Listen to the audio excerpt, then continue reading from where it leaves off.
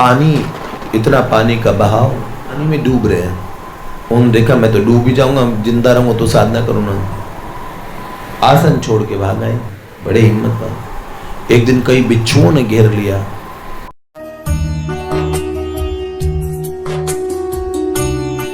तंत्र के एक साधक साधना कर रहे थे, ध्यान से सुनिएगा।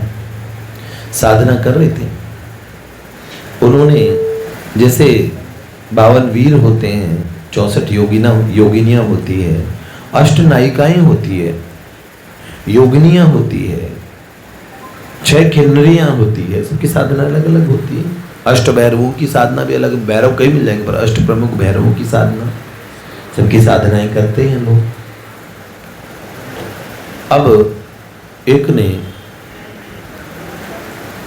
एक उपासना की,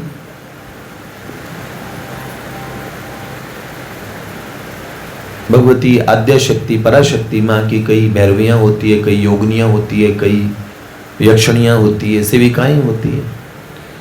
अब उस व्यक्ति ने, एक युवान साधक ने साधना शुरू की। साधना शुरू की, साधना 21 दिन की थी। अब उन साधनाओं में रक्षा घेरा वगैरह बनाना पड़ता है पहले, क्योंकि आप आवाहन कर रहे जिस शक्ति है, क्या पता कोई और शक्ति आ जाए और बड़ा मुश्किल हो जाए। तो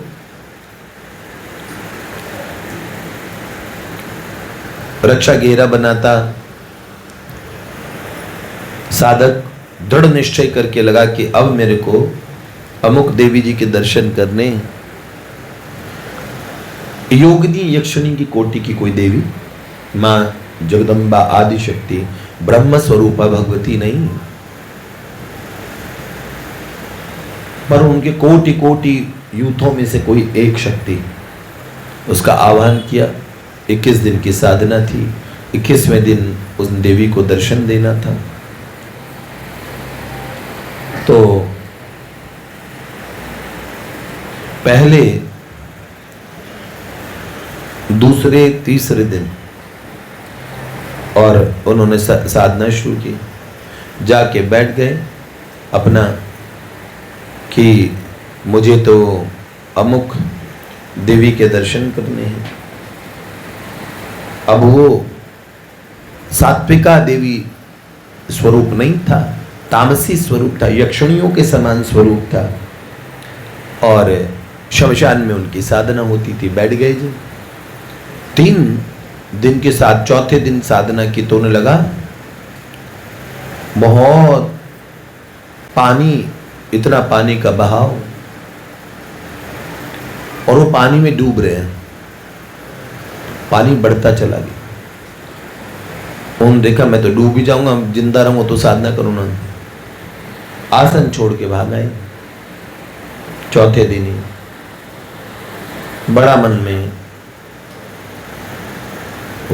दुख हुआ, ना गीले ना कुछ। आके देखा तो आसन सब सूखा हुआ, तो लगा मुझे दृष्टि का भ्रम हुआ। दोबारा संकल्प लेके साधना शुरू की। 3-4 दिन बेकार हो गए। दोबारा साधना की। अब साधना प्रारंभ करते हर तीसरे चौथे दिन अपने आप ही अपवित्र हो जाते रात्रि में। तो मन में लगा मैं इतना भी संयम नहीं धारण कर सकता, ऐसे कैसे हुआ। उसके बाद में तब साधना टूट गई, फिर शुरू की, बड़े हिम्मत वाले। एक दिन कई बिच्छुओं ने घेर लिया और बहुत,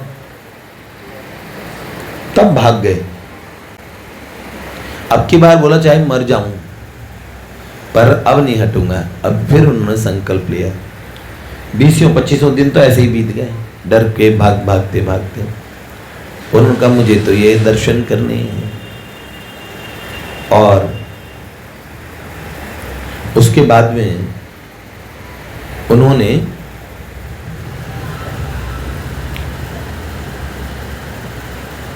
संकल्प लेके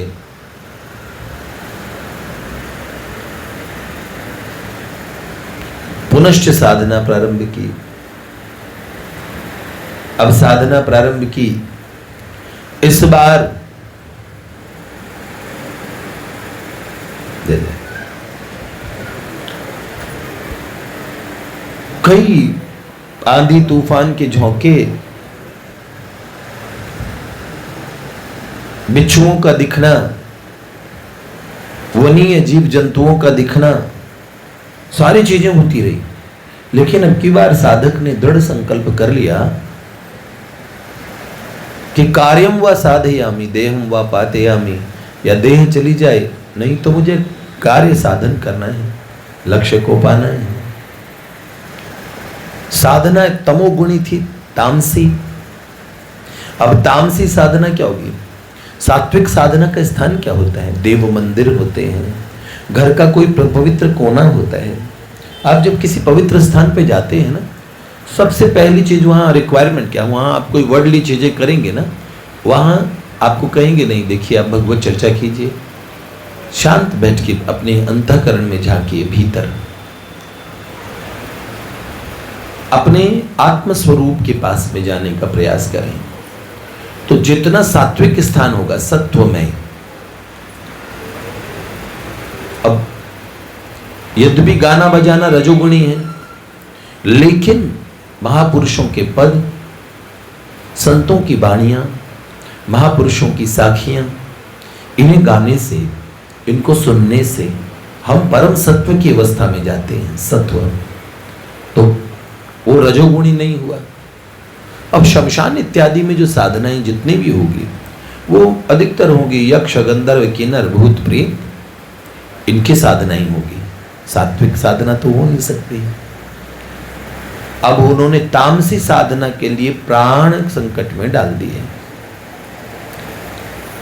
अब उन्हें समझ में आने लगा, पहले दिन पानी का प्रवाह देख के भागे, अब उन्हें समझ में पानी था नहीं, मुझे दिखा भयानक बिच्छुओं का भीषण समूह, उसने मुझे घेर लिया, लेकिन वो था नहीं। This was just an illusion, ये एक इल्यूजन था आंखों का। उन्हें लगा कि कुछ ऐसी शक्तियां होती है जो मुझे देख रही है और ये मेरी परीक्षा है, और दृढ़ निश्चयी होके अब वो ये सोचते थे कि ये सच में कुछ है नहीं। इस भरोसे से उन्होंने दोबारा किया। अब की बार वो इल्यूजन सबसे निपट गए, लेकिन असली में कोई चीज आ गई तो अब बिच्छू है, उसका इल्यूजन है वो सही, पर असली बिच्छू तो डंक मार के बता देगा ना कि इल्यूजन है कि नहीं है। उन्होंने देखा एक प्रचंड उग्र और कराल स्वरूप, भीषण स्वरूप उनके सामने दृष्टिगोचर हुआ, और एक भीषण बेंत लेके उन्होंने उसे पीटना शुरू कर दिया। पिटाई का असली में असर हो रहा था। 3-4 खाए, एक बार तो उन्हें लगा कि मैं भाग जाऊंगा, पर इस बार खुद सोचा मैं तो गुरुजी की कसम खा के बैठा हूं, और सोचा मर जाऊंगा, अब ये क्या करेगी, ये शक्ति मुझे मार देगी। पर मैंने सोचा कि ये इस मंत्र का रहस्य मैं जानूंगा, और इस मरने के भय से मैं भागे जा रहा हूं, ज्यादा ज्यादा क्या होगा, मैं मर जाऊंगा। घबरा गया भीतर में बहुत ज्यादा। उन्होंने कहा ये तो सच में मुझे मारने को आमादा है, जिसका स्वरूप देख के ही वो भीतर से बहुत डर गया था। अंतर में अज्ञात शक्ति, देखिए हम कहीं भी चले जाएं, आपकी आस्था का जो स्वरूप, भगवदीय सत्ता जो आपके आत्मा की, आपके भीतर में विद्यमान है, जब आप बहुत संकट में होते हैं आप उन्हें बुलाते हैं, उन्हें पुकारते हैं।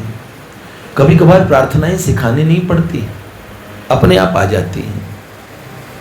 आप जहां हैं, अगर आप इटली में जन्मे हैं तो वहां के हिसाब से प्रार्थनाएं करना शुरू कर देंगे। जहां आप होंगे, जैसे परिवेश में होंगे, जीव सदा से एक अज्ञात सत्ता को पुकारता है।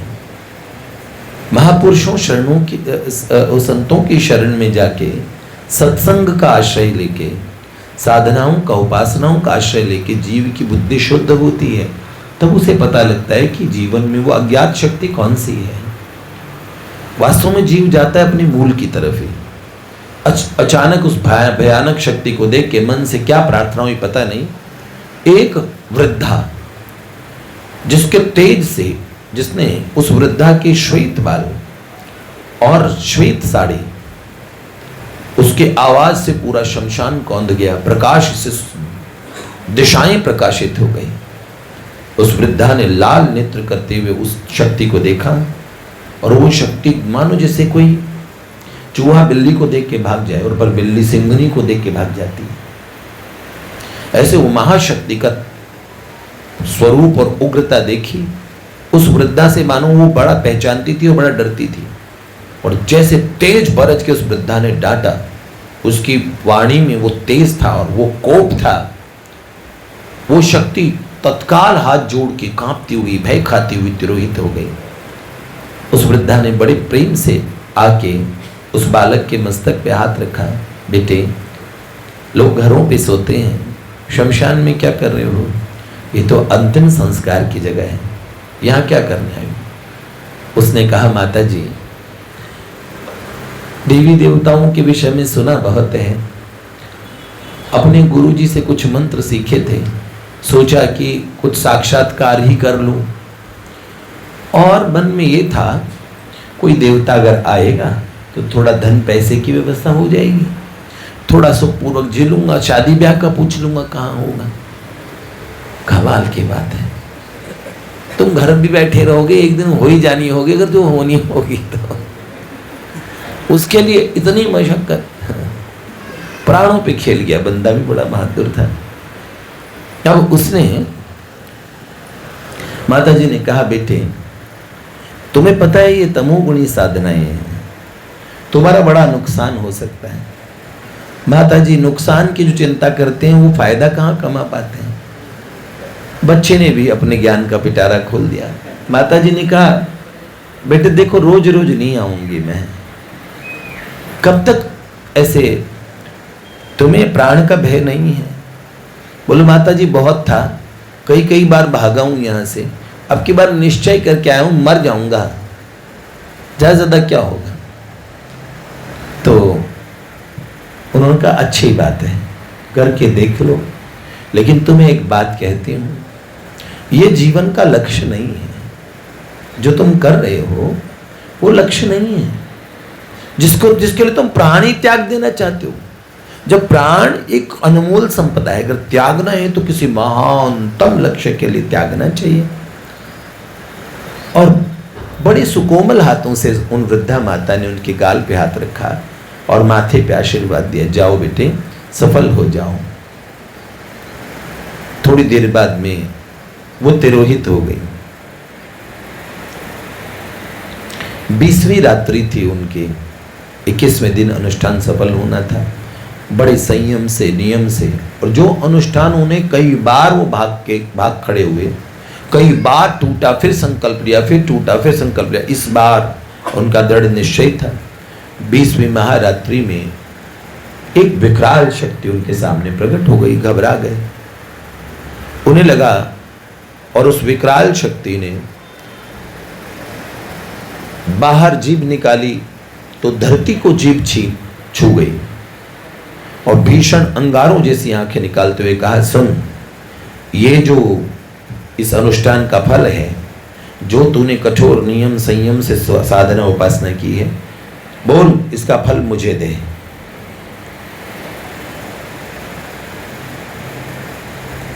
हड्डियां तक कांप गई उसकी शासन में, उसकी आवाज में ऐसा दम था। उसे लगा, कैसे बचूं मैं, ये तो मुझे खा ही जाएगी। मुंह के पास आके उसने कहा, देखिए भीषण दांत दिखता है, तो जैसे कितनों को मैं खा चुकी हूं इसी शमशान में। लोग ढूंढते रहेंगे तो कहां था, आसन सहित खा जाऊंगी। बहुत डरा, बहुत धमकियां दी और वो तेजी से मंत्र जपने लगा।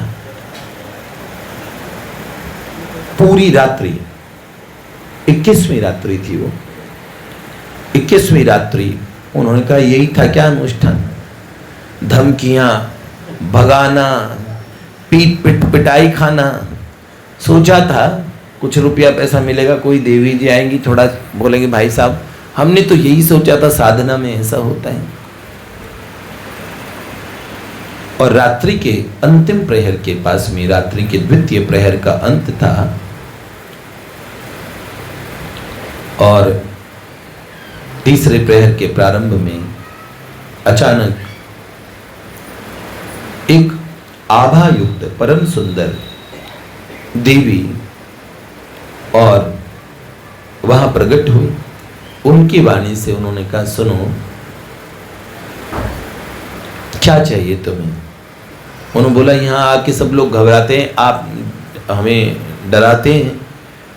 पहले ऐसे आप आई हैं जिन्होंने ये पूछा है कि क्या चाहिए, लेकिन क्या लाभ?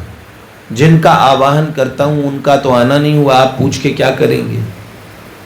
उन्होंने मौन होके पास आके बैठते हुए कहा, सुनिए, आपने 21 दिन जिनकी साधना उपासना की है वो मैं ही हूं, और मैं एक उपदेवी हूं, यक्षिणी कोटि में आती हूं।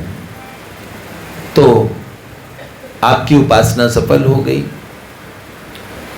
और बहुत शीघ्र ही आपकी संपन्नता होगी, समृद्धि आएगी आपके घर में, पैसा भी आएगा, और जितनी मनोकामनाएं आपने सोची है विवाह इत्यादि वो आपकी पूरी होगी। समय समय पे आपकी समस्याओं पे मैं आपका समाधान भी करूंगी। स्वप्न इत्यादि के माध्यम से भी प्रत्यक्ष होना भी अगर आवश्यक होगा तो मैं प्रत्यक्ष भी आपका समाधान करूंगी, पर मेरी एक शक्ति है। उस साधक ने पूछा, इतनी, और मैंने इतना बल लगा के अपना सब कुछ होम करने का बूता रखते हुए सर पे कफन बांध के आया था, इतना सब कुछ किया, बस ये थोड़े मोड़े आशीर्वाद दे के आप जा रही हैं। इतना संकट मैंने अपने प्राणों पे मोल लिया, उसके बाद ये सिद्धि मुझे मिली है। तो देवी हंस के बोली, आपकी साधना में बहुत त्रुटियां थी। बताऊं, जिस तरह तुमने साधना की है उस तरह साधना में प्राण भी निकल जाते हैं। एक तो तुम तमोगुणी साधना कर रहे हो, इन साधनाओं में ऐसी ही परीक्षाएं होती हैं। तो उन्होंने कहा, और याद रखो, तुम्हारी साधना का बल नहीं था। तुम्हारी साधना में कितनी त्रुटियां मैं बता सकती हूँ। तुम्हारे यंत्र में त्रुटि है, तुम्हारे मंत्र करने के तरीके में त्रुटि है, तुम्हारी माला का संस्कार ठीक नहीं हुआ। और देवी ने बताना शुरू किया, ये गलतियां हैं। और सुनो, योग्य गुरु के मार्गदर्शन के बिना सुनी थी साधना और करने बैठ गए, कब के तुम्हारे प्राण चले जाते हैं। तुम क्या सोचते हो तुम्हारे मंत्र के बल से खींच के मैं आई हूं, तुम्हारी साधना के बल से? ऐसा बिल्कुल नहीं है। उन्होंने कहा, मैं आई हूं किसी वचन से, किसी शक्ति के प्रभाव से आई हूं तुम्हारे पास। तुम्हारे मंत्र, तुम्हारी साधना के प्रभाव से नहीं, तुम बड़े नौसिखिए साधक हो। उसका मुंह लटक गया। कहा, देवी जी, इतनी गलतियां थी अनुष्ठान में, फिर आई क्यों? उन्होंने, आना तो नियत हो गया था, तुम्हारी साधनाएं बहुत बार टूटी, तुम भागे, तुम्हारा दृढ़ निश्चय था। याद करो, तुम्हारी साधना के 12वें 13वें दिन एक भीषण शक्ति से तुम बड़ा घबरा गए थे। तब एक वृद्धा, उनका आना हुआ, और वो वृद्धा ही वो महाशक्ति है जिन्होंने कहा, जाओ बेटे सफल हो जाओ। उनके उन शब्दों से मैं आई हूं। बड़े विस्मित होकर उस साधक ने पूछा, देवी जी, वो वृद्धा कौन थी?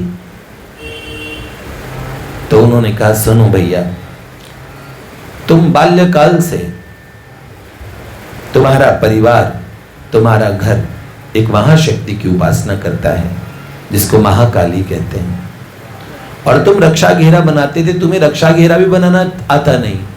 कोई भी शक्ति आके, अगर कोई उटपटांग शक्ति आह्वान किसी और कर रहे हो और कोई और शक्ति आ जाए तो तुम्हारे इतना अनिष्ट हो सकता था, जितना तुम लाभ न होता उतनी हानि हो जाती। लेकिन तुम कुछ नहीं करते थे, महाकाली की उपासना करते थे, और जो कवच करते थे उससे रक्षा घेरा बनाते थे अपना। तो उस पराशक्ति ने देखा कि तुम साधना के गलत पथ पे चल रहे हो, तो तुम्हारी रक्षा के लिए जो पधारी थी वो कौन थी? गिरि नंदिनी नंदित मेदिनी विश्व विनोदिनी नंदनुते गिरिवर विंध्य क्षिरोदि निवासिनी विष्णु विलासिनी जिष्णुनुते भगवती हे क्षिति कंठ कुटुंबिनी भूरि कुटुंबिनी भूरि कृते जय जय हे महिषासुरमर्दिनी शैलसुते ऐ जगदम्ब मदम्ब कदम्ब वन प्रियवासि आसनते शिखर शिरोमणि तुंग हिमालय शृंग निजालय मध्यगति मधु मधुरे मधु कैटभ गंजिनी कैटभ वंजिनी जय जय हे महिषासुरमर्दिनी रम्य कपर्दिनी ऐशत खंड विखंडित रोंड वितुंडित शोंड गजाधिपति त्रिभुगज गंड विधारण चंड पराक्रम चुंड मृगाधिपति निज भुज दंड निपातित खंड विपातित मुंड भटाधिपति जय जय हे महिषासुरमर्दिनी जय जय हे महिषासुरमर्दिनी। तो